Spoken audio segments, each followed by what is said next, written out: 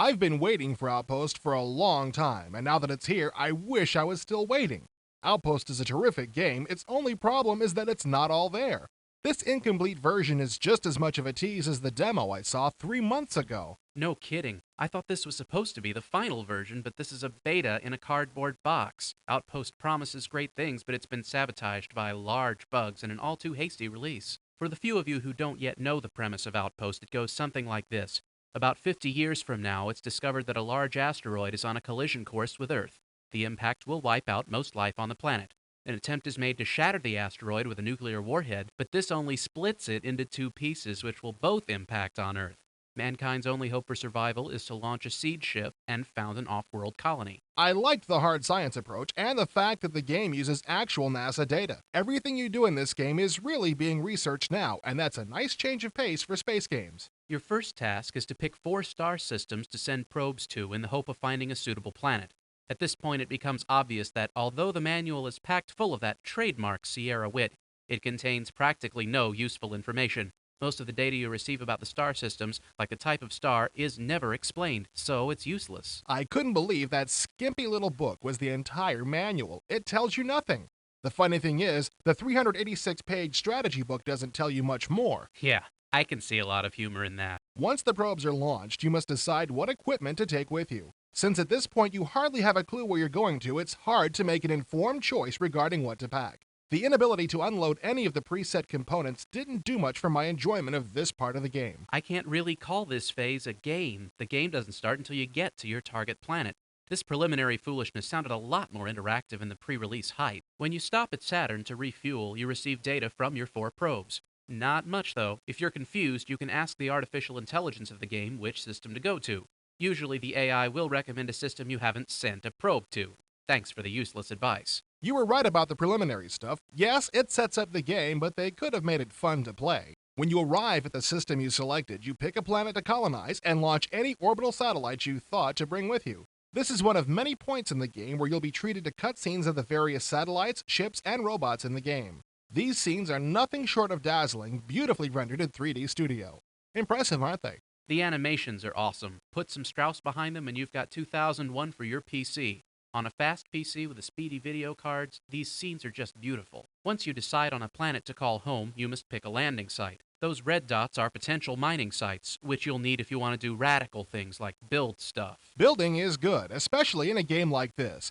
But as important as the mineral resources are, you'll also have to consider the terrain you'll be settling near. For some reason, building on impossible terrain doesn't work too well. Found that out the hard way, didn't you? Hey, I wasn't the one saying, "Why can't I colonize a gas giant?" When your seed factory lands, the game really starts. The seed factory generates 4 structures automatically: a very limited power facility, a smelter, a factory, and your command center, which is where you'll get most of your reports from.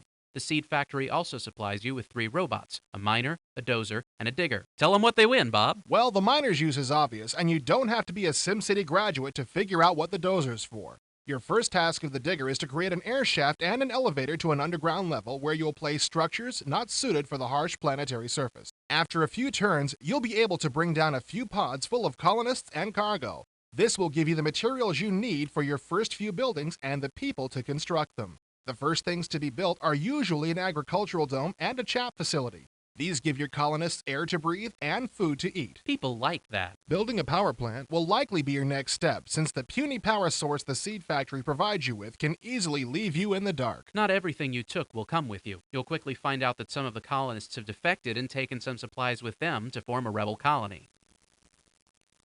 Clicking on your command center will pull up your executive report, which will give you a good, concise overview of your situation. You'll get important figures like how much of your power supply you're using, whether your chap is producing enough air or not, and how much food you're producing and storing, and how your morale is doing.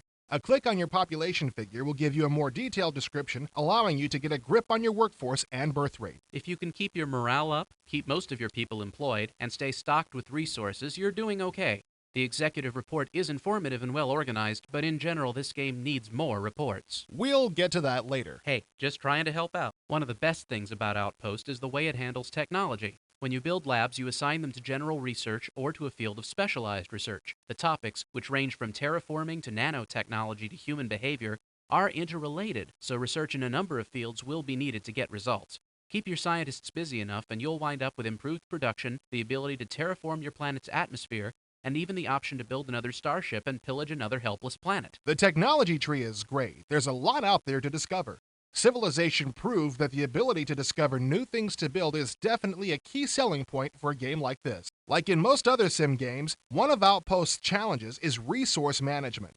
Here, Outpost adds a wonderful twist. It's called a SPEW, a futuristic waste recycling facility which boosts morale by its very presence. Once a SPEW has been built, any structure you bulldoze will be converted into multi-purpose goo, or MPG.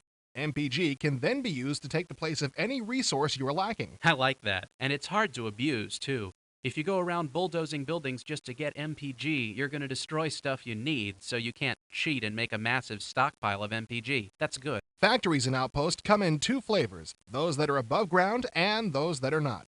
Factories on the planet's surface produce robots, while underground factories produce luxury goods like 8-track tapes, bowling shoes, and whoopee cushions. Luxury items do a good job of keeping people happy, but to distribute them you'll need some commercial structures. That's techno-speak for general store.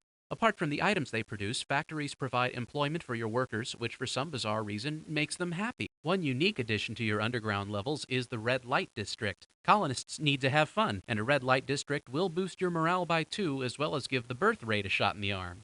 They also increase the crime rate, and if the crime rate gets too high, your residential units will start spontaneously changing into red light districts. It's too bad there's no way of seeing what your crime rate is before your residences go porno. A crime and police protection report would have been a good idea. I told you this thing needed more reports. Once I had my colony started, I decided to examine some of the systems more closely, starting with the mines. Put simply, the mining system is victimized. In order for resources to be used, they must go from the mines to the smelter to be processed. There are two means of transport, by monorail or by automated trucks which run on roads you construct. I was shocked and a little more than confused to find that the monorail system had been left out of the game, as had the roads. The trucks are there, for all the good they do. What the heck is going on here? I called Sierra, the first of many, many times, and asked them about the absent transport system.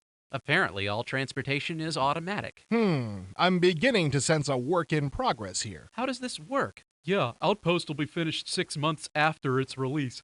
Wake up, Sierra. Not to harp on one point, but let's talk about those wacky mines some more.